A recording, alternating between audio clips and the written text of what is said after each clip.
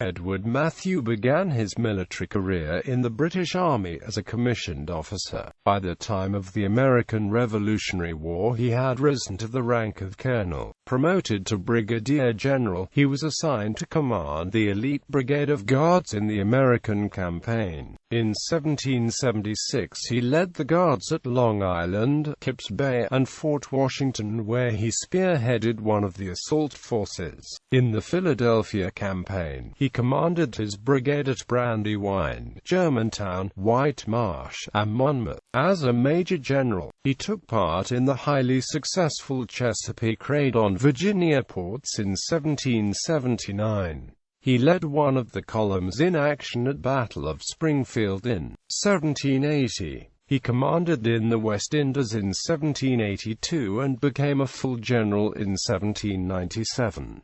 His beloved daughter Anna predeceased him in 1795. Mathew is likely to have been the model for a character in one of Jane Austen's novels.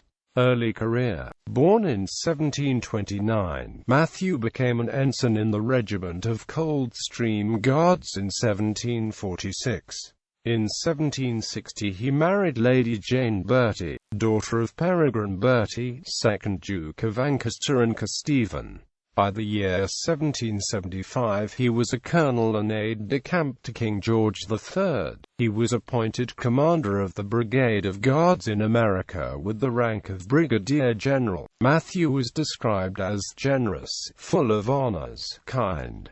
However, he had a darker side that he had a bitter, stiff, and dictatorial presence. Though he dearly loved his daughter Anna, he could also erupt into a despotic rage, because he was father-in-law to Jane Austen's brother James. He is supposed to have inspired the character General Tilney in her novel Northanger American Revolutionary War. The British Army formed the 1,000-strong Brigade of Guards by selecting the men by lottery from the 1st, 2nd, and 3rd Foot Guards regiments. The brigade was split into 2 battalions of about 500 troops each. Other regiments of foot assigned the light and grenadier companies to converged elite battalions, leaving only the 8 line companies to fight with the parent unit. The Guards Brigade, however, retained its 2 flank companies, the Grenadier Company and the line companies of Hyde, Rusley, Cox, and Garth became the 1st Guards Battalion, while the Light Company and the line companies of Stephen, Murray, O'Hara, and Martin were assigned to the 2nd Guards Battalion. A detailed organization down to the company level can be found in the Brandywine Order of Battle. Lieutenant Colonel Sir George Osborne, 4th Baronet, commanded the Grenadier Company, while Captain Thomas Twistleton led the Light Company. The Guards Brigade landed on Long Island on the 22nd of August 1776 and was present in the Battle of Long Island 5 days later. On the 15th of September the Guards Brigade took part in the Battle of Kipps Bay, landing in the first wave. Mathew played a significant role at the Battle of Fort Washington on the 16th of November. With 2 light infantry battalions under his leadership, he boated across the Harlem River near what is now 200th Street and established a bridgehead. This effort was followed up by Lord Charles Cornwallis with the Guards Brigade, 2 Grenadier battalions, and the 33rd Foot. The advance of this and other columns resulted in a resounding British victory, including the capture of 2,818 Americans. After the American victory at Trenton, the 1st Guards Battalion was assigned to Cornwallis for the Princeton campaign in early January 1777. However, Mathew stayed behind with the 2nd Battalion in New Brunswick, New Jersey. The Guards were involved in several skirmishes during the Forage War. The Grenadier and Light Companies of the Guards were in action at the Battle of Short Hills on the 26th of June 1777, where one of their officers was mortally wounded. On the 29th, the British Army abruptly abandoned New Jersey.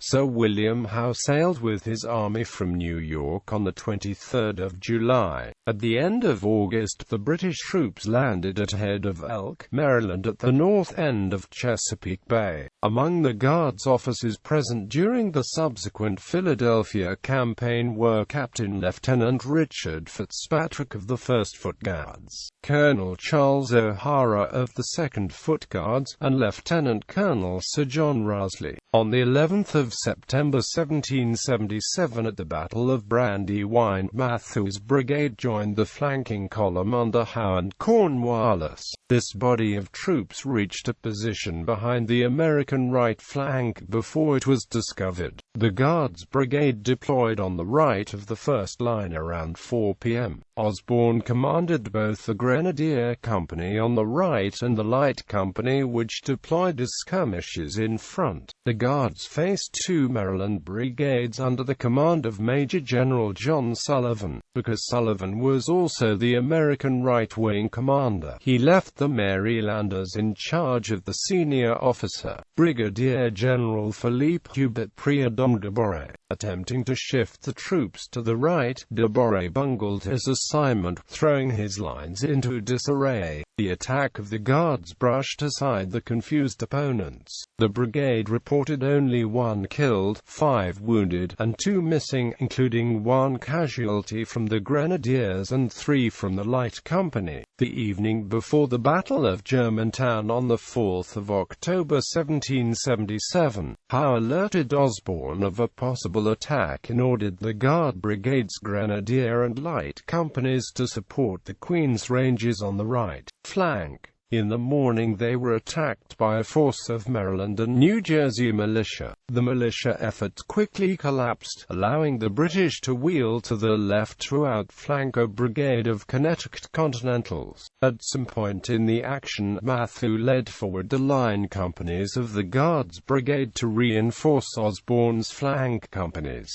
During the Battle of White Marsh in December 1777, the Guards Light Company under Captain Twistleton fought with the Army's vanguard at Edge Hill. In early 1778, Mathew was promoted to the local rank of Major General. Mathew led his brigade at the Battle of Monmouth on the 28th of June 1778. At Monmouth, Colonel Harry Trelawney led the 502-man 1st Guards Battalion, while Lieutenant Colonel James Ogilvie commanded the 480-strong 2nd Guards Battalion. Trelawney was wounded and about 40 casualties were inflicted when some of Anthony Wayne's troops under Lieutenant Colonels Walter Stewart and Nathaniel Ramsey fired on the Guards while concealed in a wood. Joined by the 1st Grenadier Battalion, the Guards quickly flushed the Americans out of the trees. General Henry Clinton fitted out a joint Navy and Army expedition in the spring of 1779.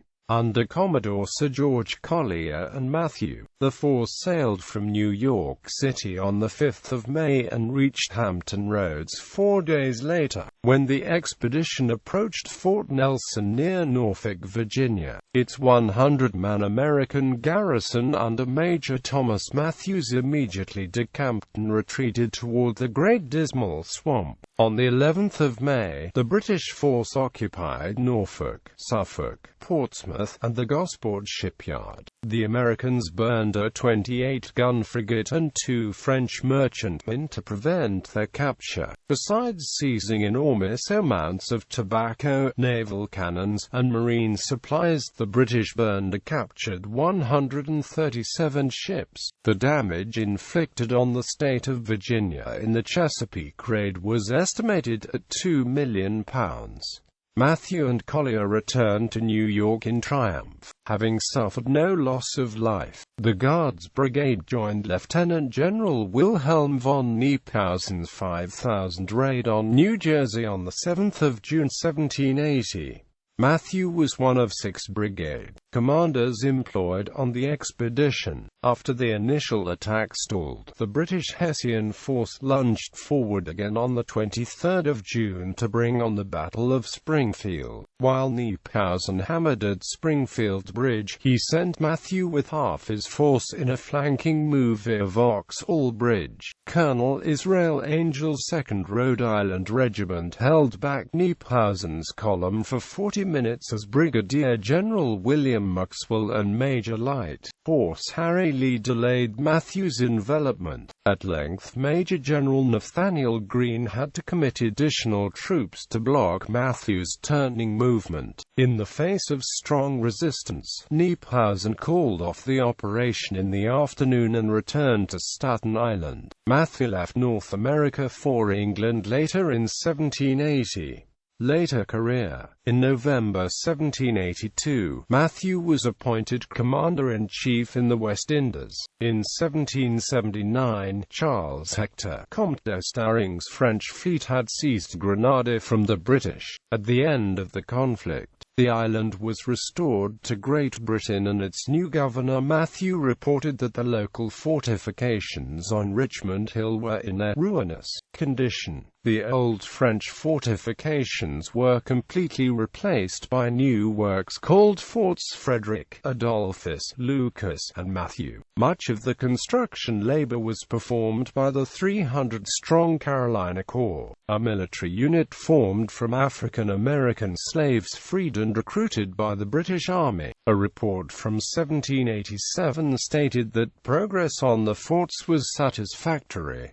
Mathew was promoted to full general in 1797. While on his second tour as governor of Grenada, King George forgot to have the Treasury approve his salary. Despite his innocence, Mathew was billed by the government in 1792 for the £11,000 that he was paid as his legitimate wage. By this time, the king was suffering from fits of madness and could not confirm details such as whether he authorized Mathew's salary. After his death, the family had to pay back £23,000 to the Royal Exchequer. On the 27th of March 1792, James Austen married Mathew's daughter Anne. James' first wife had died and he was anxious to remarry.